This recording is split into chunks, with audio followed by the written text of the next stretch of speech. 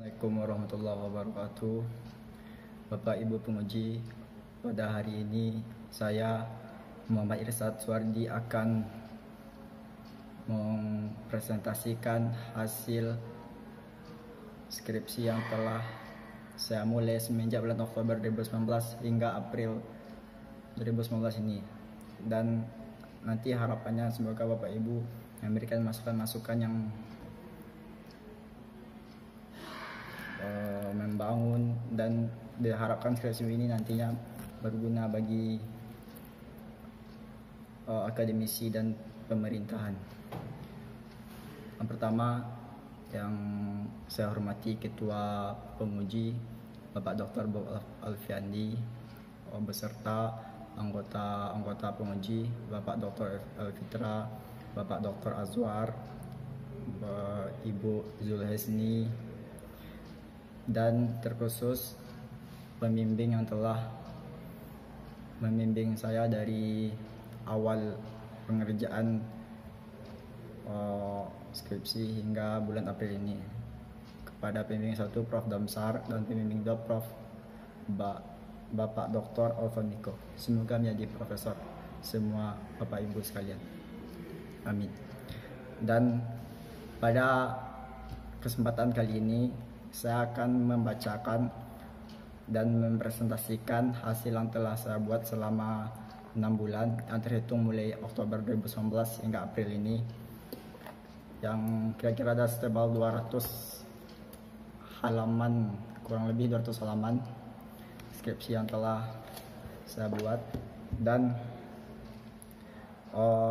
di samping itu saya juga telah memberikan kepada Bapak Ibu lampiran 8 dan lampiran 9 yang nantinya akan kita cantumkan pada ujian skripsi kali ini.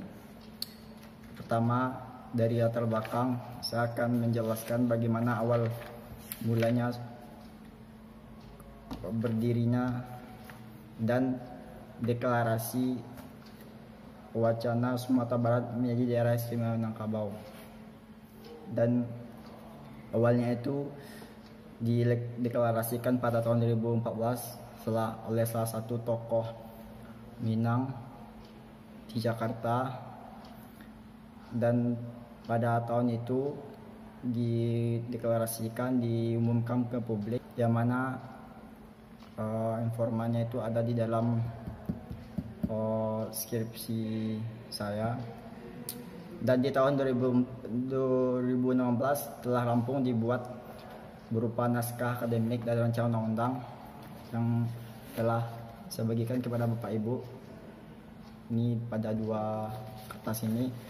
Dan di dalam naskah akademik tersebut itu dibahas mengenai tujuan kenapa adanya wacana Sumbar menjadi daerah istimewa Minangkabau ini. Yaitunya pada bagian kata pengantar halaman keempat, yang mana tujuannya itu untuk mengembalikan kejayaan masyarakat Minangkabau menjadi makmur dan sentosa sebagaimana yang tertuang dalam naskah RUU ini. Dan di tahun 2015 itu ada beberapa tim dari tokoh-tokoh Minang yang mencetuskan, yang kemudian diformulasikan menjadi naskah yang seperti sekarang ini. Dan salah satu argumentasi yang mereka lontarkan yaitunya terdapat dalam Undang-Undang 1945 pasal 18B ayat 1 yang berbunyi bahwa negara wajib mengakui dan menghormati satuan-satuan pemerintahan yang bersifat khusus atau istimewa. Kemudian sebagaimana yang dalam skripsi Bapak Ibu lihat, juga dijelaskan kenapa perlunya wacana Sumatera Barat menjadi daerah istimewa Minangkabau ini. Ada ABSSBK dan beberapa poin-poin lainnya, dan itu bisa Bapak Ibu lihat pada naskah, pada kertas. Kemudian Dari situ muncullah sebuah perdebatan antara berbagai pihak, baik yang mendukung atau menolak.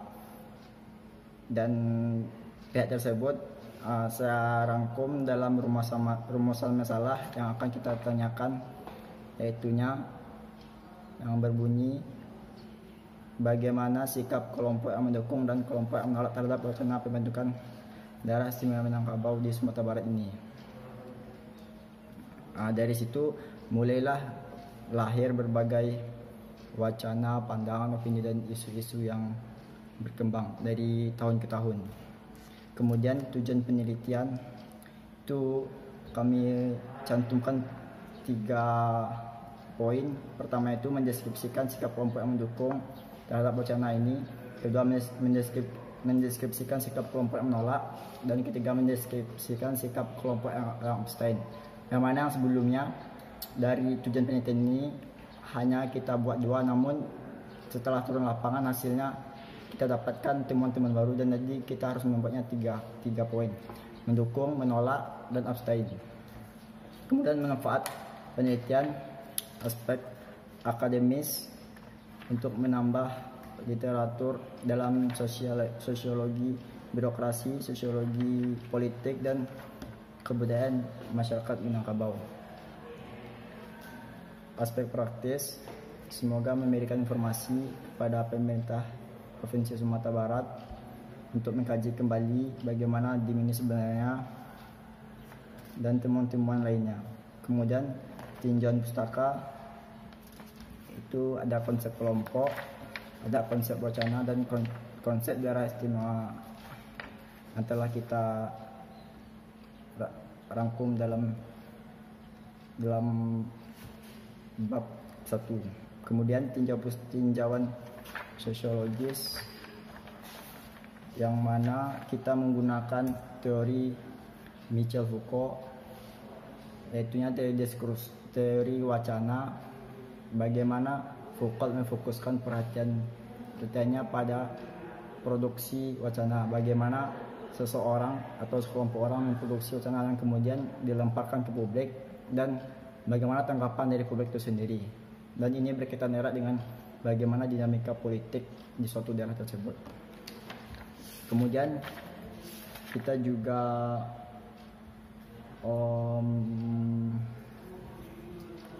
untuk metode penelitian kita menggunakan pendekatan dan tipe penelitian kualitatif dan tipe deskriptif. Informan terbagi 2, informan pelaku dan informan pengamat. Teknik pengumpulan informan, proporsi sampling dan snowball sampling 2, data primer dan data sekunder, teknik pengumpulan data, wawancara mendalam dan studi pustaka, analisis individu, kelompok, pemerintahan, akademisi dan sebagainya. Analisis data Miles Huberman. Dan lokasi penelitian sendiri kita tempatkan di Sumatera Barat karena cakupan skop penelitian saya ini di Sumatera Barat dan Minangkabau khususnya. Kemudian informan yang telah saya kumpulkan alhamdulillah berjumlah 25 informan yang terdiri dari 16 informan pelaku dan 19 informan pengamat. Dan dari 25 informan tersebut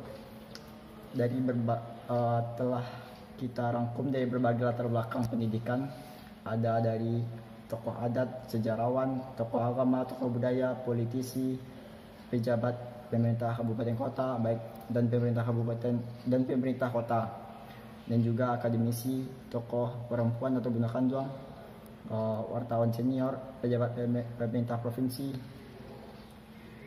Dan itu semua telah kita wawancarai, telah kita turun di lapangan dan kita dapatkan hasilnya pada 3 hal tersebut: mendukung, menolak, dan abstain. Dan nanti akan kita jelaskan pada bab ke-3. Kemudian selanjutnya temuan di lapangan. Yang pertama itu dari kelompok yang mendukung, ada 6 temuan yang telah kita kategorisasikan ke dalam poin-poin secara umum. Yang pertama, bahwa dari alasan mereka dari kelompok mendukung ini, yaitunya bahwa Undang-Undang Dasar 1945 itu mewadahi dalam pasal 14B ayat 1. Yang kedua, karena didasarkan pada adat bahasa Nisara, syarat bahasa Kitabullah, sebagaimana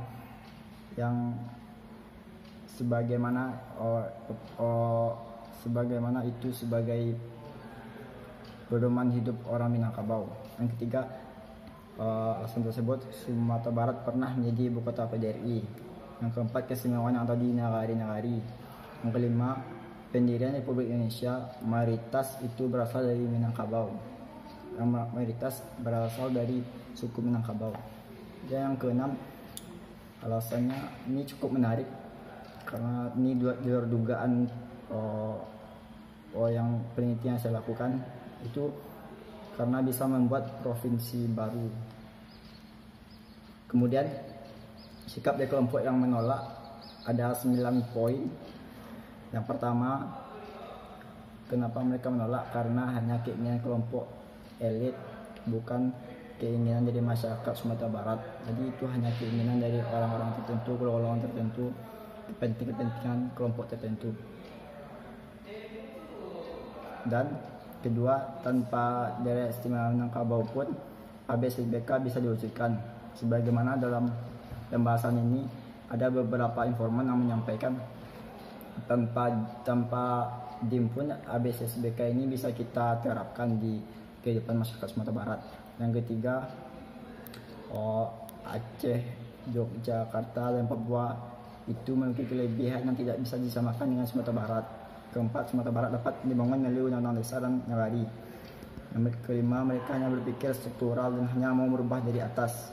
Keenam, konsep negara federal dan yang bertentangan dengan konstitusi.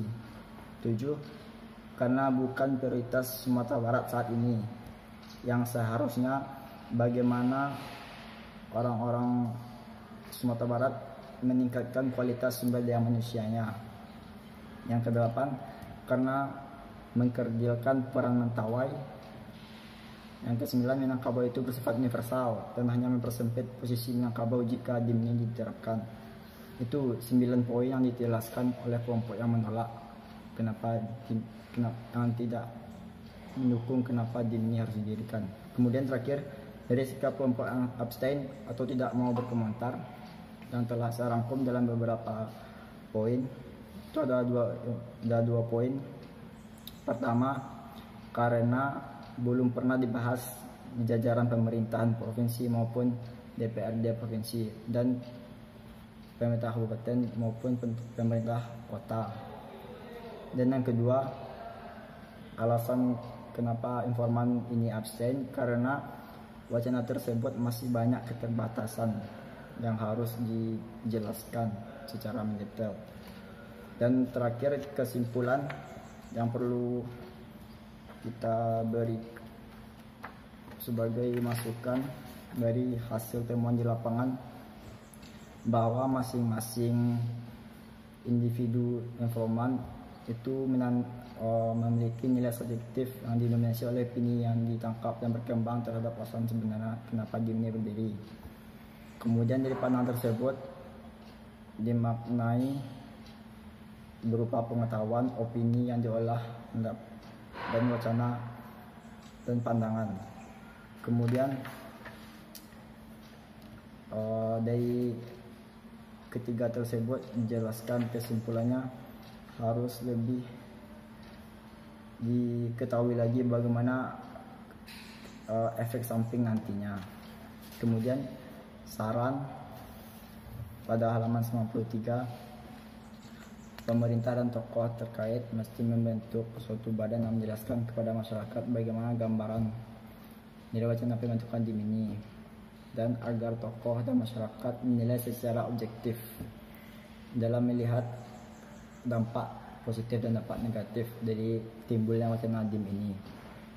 Mungkin itu dari saya yang saya sampaikan.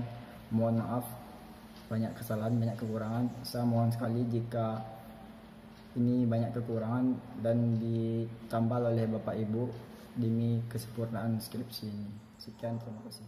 Assalamualaikum warahmatullahi wabarakatuh.